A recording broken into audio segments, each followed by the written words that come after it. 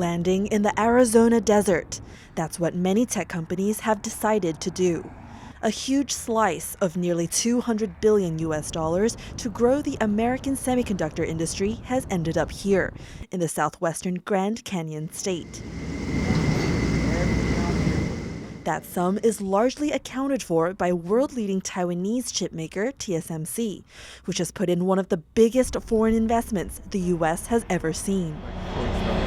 Also here, the world's second largest chipmaker, the U.S.'s own Intel, which is adding 2 new factories despite industry concerns of shortages in resources like water and talent. The momentum has shifted, and we are doing everything remotely possible to continue producing in the U.S. as we've done for 50 years, and we don't believe there are going to be any barriers to production in the American markets. Chips power all modern electronics, from kitchen appliances to defense systems.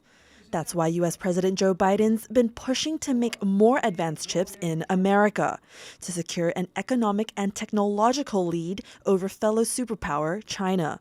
Most of the world's cutting-edge chips are currently made in Taiwan, the self-ruled nation Beijing claims as its own and has threatened to take by force.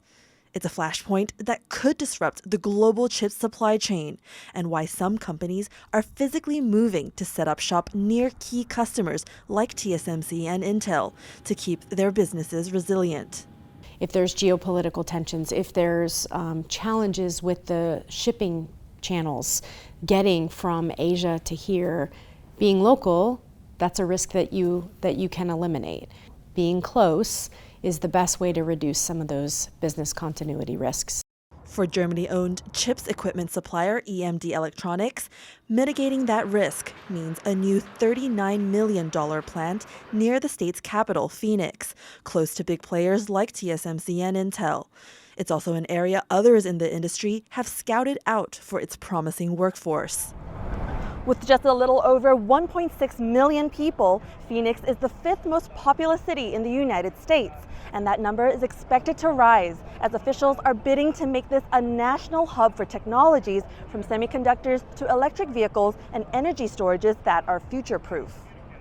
Arizona's labor force is strong and has a lot of potential to grow, says Greater Phoenix Area Economic Council head Chris Camacho.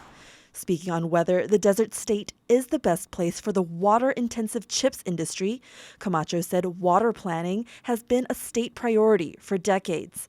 Now there's a chance to redirect this resource from traditional industries like agriculture towards fields that can elevate the state.